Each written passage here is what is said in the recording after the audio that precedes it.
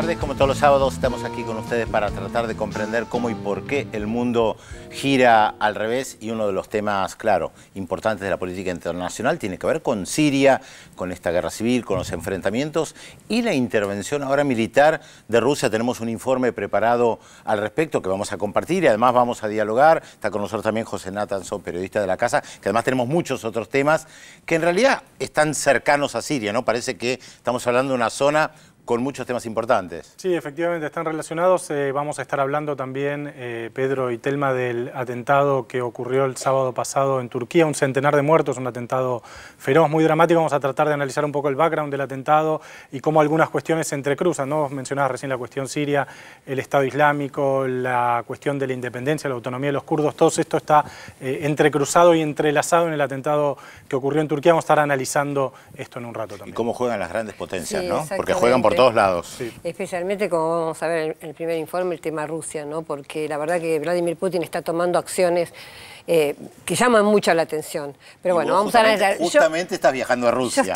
Esto hay que señalarlo, porque Telma está viajando a Rusia, así que seguramente va a tener muy buena información a participar de un seminario. Conectada con el Exacto. tema. Sí, efectivamente voy a viajar a Rusia a un seminario, pero bueno, también siguiendo con el programa, vamos a hablar de China, porque cada vez más China resulta importante, no solo para Argentina, no solo para la región, sino evidentemente es cada vez más un actor global. Y acaba de salir un libro nuevo de Néstor Restivo, que es China, el aliado inesperado. Entonces nos pareció una oportunidad brillante para que él estuviera acá con nosotros y nos contara un poco de sus viajes a China, de su experiencia, y como economista que es también, que nos hable un poco del tema de la economía de ese país. Así que Néstor Restivo va a estar con nosotros dentro de un ratito.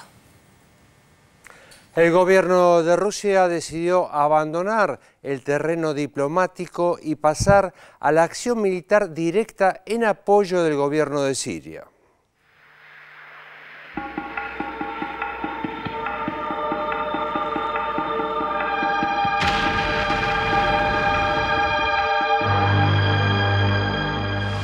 Rusia volvió a jugar fuerte en Siria, tomando por sorpresa a Estados Unidos y sus aliados en la región, con quienes Washington comparte el objetivo de derribar el régimen de Bashar al-Assad y desmembrar ese país árabe a cualquier precio, aún apoyando a Al-Qaeda.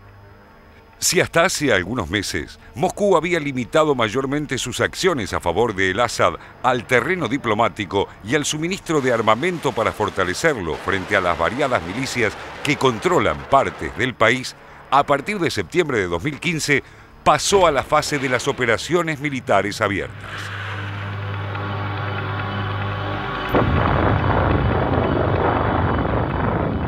Si bien el gobierno de Assad demostró ser notablemente resiliente a los esfuerzos combinados de Estados Unidos, Turquía, Arabia Saudita y Qatar, que apoyan simultáneamente a varios grupos armados, incluyendo al Frente al-Nusra, también conocido como Al-Qaeda en Siria, y al Estado Islámico, no estaba en riesgo de colapso inmediato.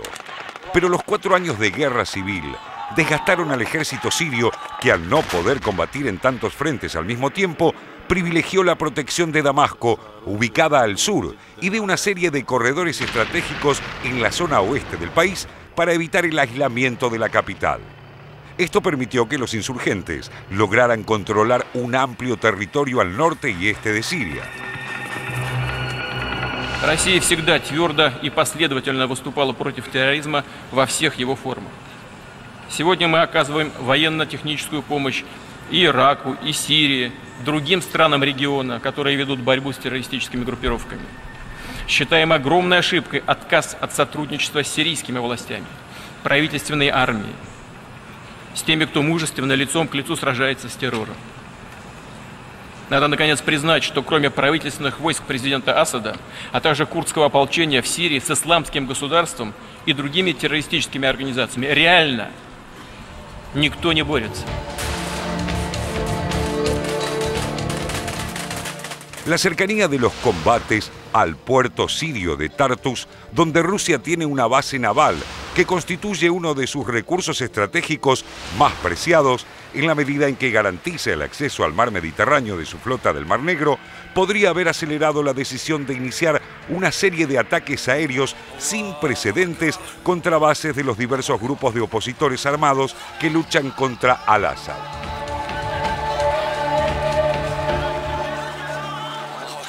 Para ello, Moscú, que actuó a solicitud del gobierno sirio, acondicionó con sigilo y velocidad una base aérea al sur del puerto de Latakia, donde emplazó más de 30 aviones de combate, helicópteros de ataque, algunos tanques, piezas de artillería y sistemas antiaéreos, además de alrededor de 1000 hombres, entre los cuales hay efectivos de las fuerzas especiales rusas.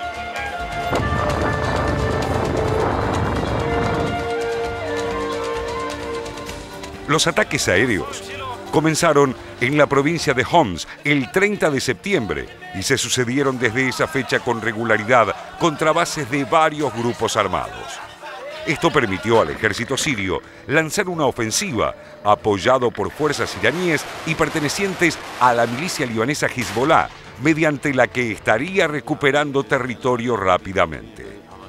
Los bombardeos fueron criticados por Estados Unidos y los países de la OTAN, que acusan al Kremlin de centrarse en las fuerzas del denominado Ejército Libre Sirio, apoyado por la CIA, en lugar de golpear las áreas controladas por Estado Islámico.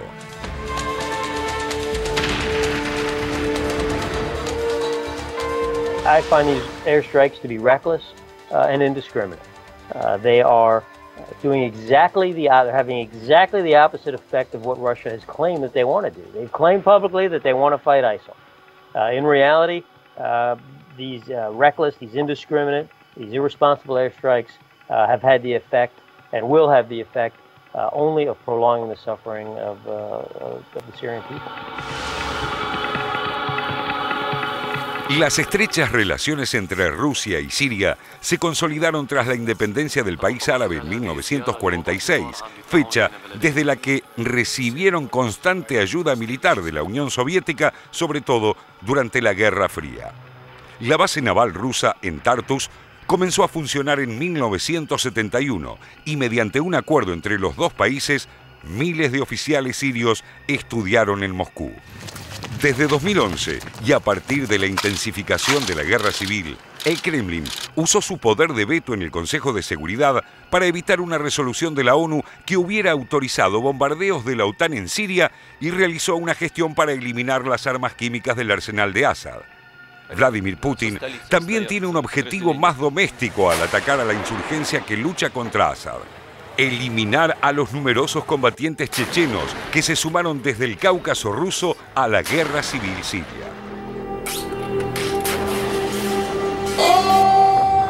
La presencia de fuerzas rusas en el suelo sirio habría desbaratado, según algunos analistas, los planes turcos de una eventual invasión terrestre al norte de Siria. El principal objetivo de Ankara sería destruir las bases que los kurdos sirios mantienen en esa región, comunicada con el norte de Irak, donde los Peshmerga, del Partido de los Trabajadores del Kurdistán, combate al Estado Islámico. La jugada rusa también frustró las ambiciones de Arabia Saudita, país sunita, de profundizar el enfrentamiento con los chiitas, derribando a Assad y privando a sus archienemigos de Irán de uno de sus principales aliados en el mundo árabe.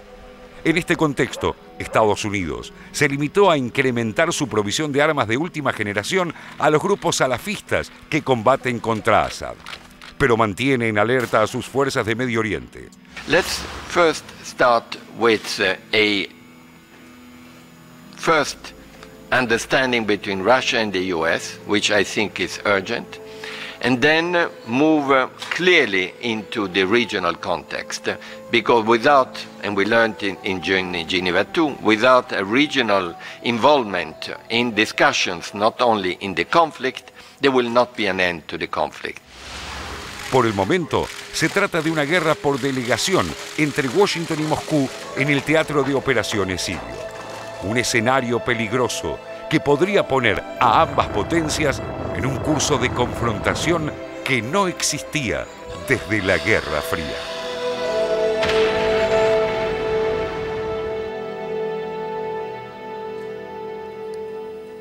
Me parece que hay un elemento que tenemos que recordar y que es fundamental, que el gobierno ruso dice que interviene a petición del gobierno sirio.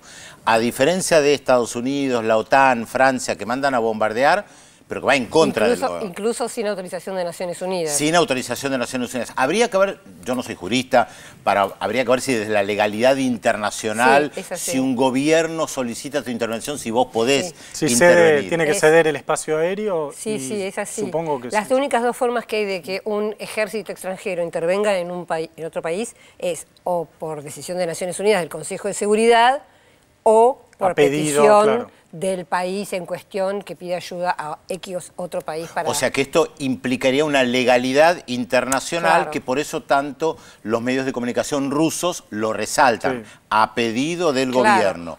Y esto te preocupa también porque Irak, el primer ministro iraquí ha dicho que no solo ve con buenos ojos esto que está pasando en Siria, sino que también están pensando en pedirle a Moscú intervención en su país, con lo cual ya la situación se expandería muchísimo más. Discúlpame, otro dato, porque estaba leyendo en la prensa rusa hoy que hay un mapa excelente que muestra cómo está absolutamente dividido el país. Ahí señalan como dato que ya hubo 600 vuelos de combate y que atacaron 380 objetivos. O sea, no son dos bombitas aisladas. Y los resultados parece que han sido positivos, según también la versión rusa de la cuestión, en el sentido de que han atacado a varios lugares importantes, a varios cuarteles generales importantes del ejército, del Estado Islámico, ¿no?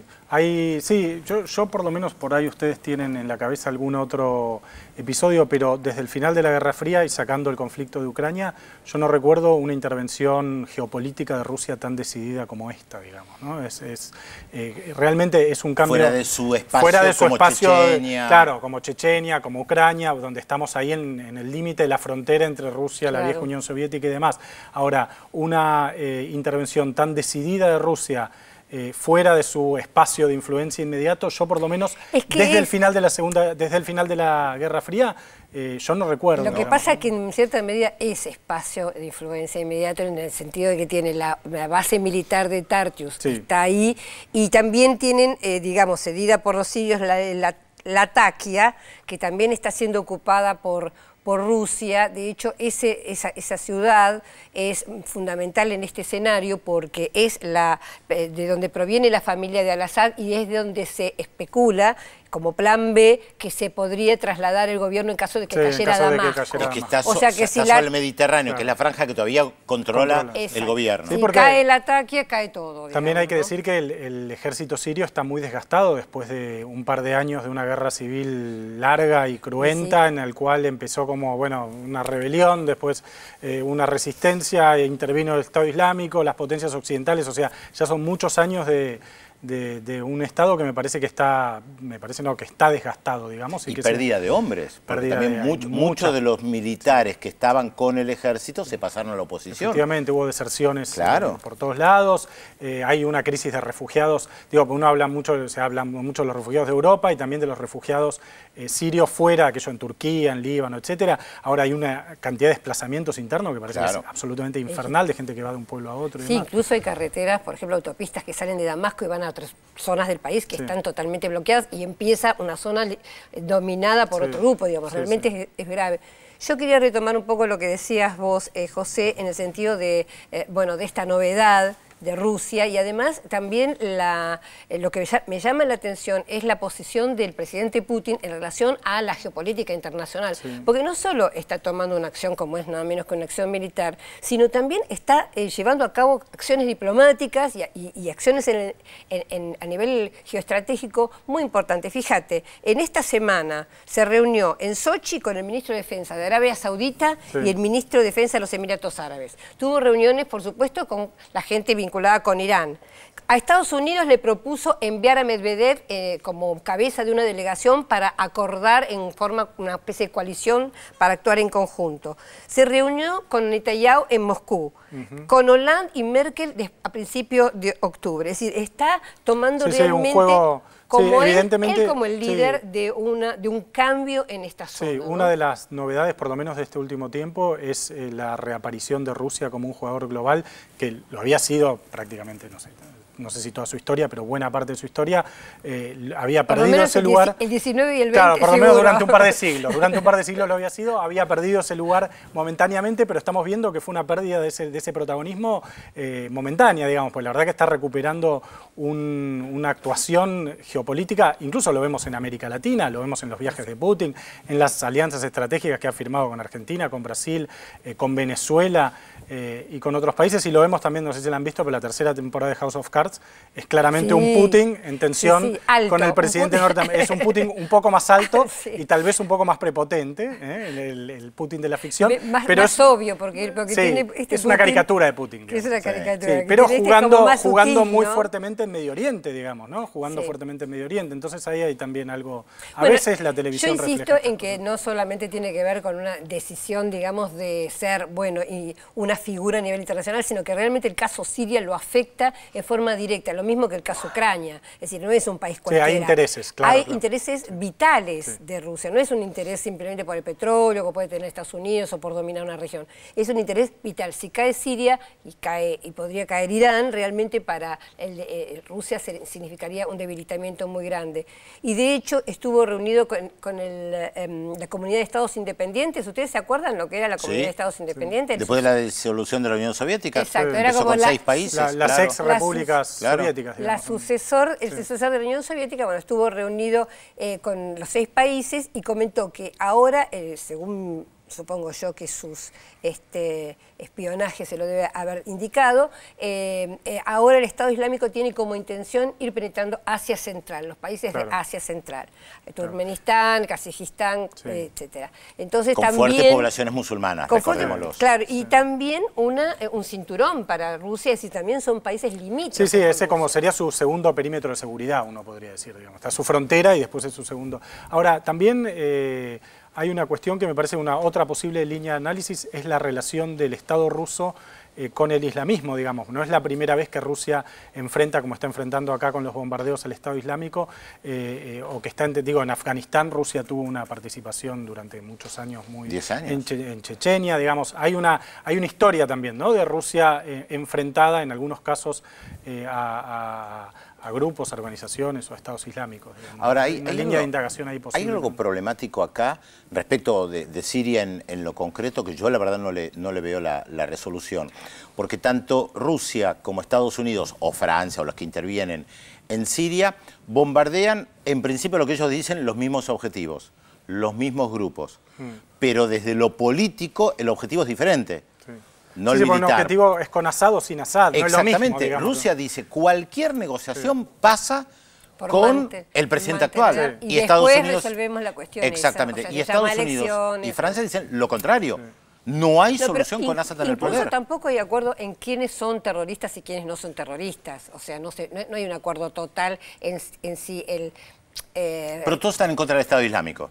Sí, todos están contra. Parecería ser el Solo objetivo que Estados común. Unidos y los bombardeos de Estados Unidos han afectado muchísimo menos a zonas del Estado Islámico, de ahí esa duda que hay sobre si en realidad Estados Unidos está solamente, como esto lo dijo Putin directamente, critica al Estado Islámico de palabra, pero en las acciones reales no consiguió, claro, derribar o no. Bueno, lo que pasa es que el Estado Islámico es un factor de debilitamiento de Siria, pero también de Irán, digamos. Entonces, exactamente. O sea, hay un factor de perturbación que a los fines de debilitar a adversarios históricos de Estados Unidos en Medio Oriente tal vez les conveniente, hasta cierto punto. Digamos. Y además hay muchos grupos, no está solamente el Estado Islámico, hay muchos grupos que surgieron de la revuelta de 2011, que están ahí actuando, que controlan una parte del país. Está el tema de los kurdos, está la intervención de Turquía, está Israel, que por ahora, uno podría decir, se aprovecha de esta situación porque hay un Estado importante, un Estado enemigo muy debilitado, que ya ni tiene la capacidad. ¿No? Porque justamente esto que comentaba antes, que Netanyahu se encontró con Putin en Moscú, fue por pedido de Netanyahu, que pidió ir a visitar, porque justamente esta situación de tanta movida y de un actor como es Rusia y no Estados Unidos ya en la región, lo está poniendo... De hecho, Israel le conviene un Bashar al-Assad muy debilitado, pero en el poder. El Haaretz de hoy refleja esta preocupación, ¿no? Comenta justamente esto que estoy diciendo. El diario Haaretz de hoy comenta esta preocupación del gobierno israelí respecto de de lo que está sucediendo. Bueno, igual vamos a tener un bloque más tarde sobre Turquía, que está totalmente vinculado, si bien vamos a hablar del atentado, está muy vinculado con este tema y lo continuamos. Ahora lo saludamos a Félix. ¿Qué tal, Hola, Félix? ¿qué tal? Muy buenos días. Feliz cumpleaños para todos. Hoy la televisión pública cumple 64 años, así que estamos de festejo todos los que trabajamos en la televisión pública. Allá por 1951, LR3 Televisión nacía y aquí estamos. Y después de mucho... Una torta, gracias a las autoridades del canal por habernos mandado la torta. Ah, mire qué bien. Y Alicia, la mamá de nuestro compañero de Martín, también trajo unos sanguchitos, pero hay que llevar para el control, dicen también, porque usted, Pedro, si no, no deja nada. Se come todo. 0800 444 1777 y 4535-0709 los teléfonos para comunicarse. Rosa del Talar se comunica con nosotros, dice un abrazo y un beso y gracias por el programa. Miguel de Mendoza también se comunicó con nosotros.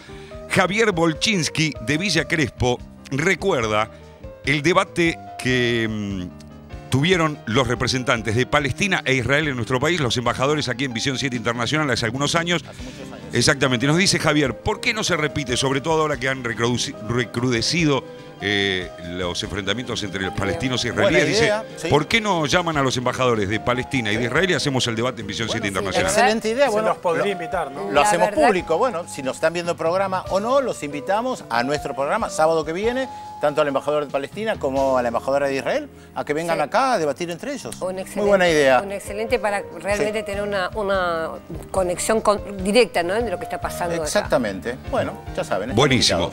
16 grados, 2 décimas la temperatura en la capital federal. Estamos en vivo para todo el país. Vamos, como siempre, a poner a consideración de nuestros televidentes la famosa incógnita, para que ustedes nos digan de quién se trata, con algunos datos que les vamos a ir dando, en este caso de nuestro personaje que nació en el seno de una familia judía en Letonia, allá por 1903. Allí está su fotografía, pero su padre fue un intelectual que crió a sus hijos con ideas políticas en vez de religiosas. ¿Quién es nuestro personaje de hoy? 0800 444 1777 4535-0709. Primera pausa, muchísima información como siempre en Visión 7 Internacional y les vamos adelantando los temas que vamos a desarrollar en los próximos bloques.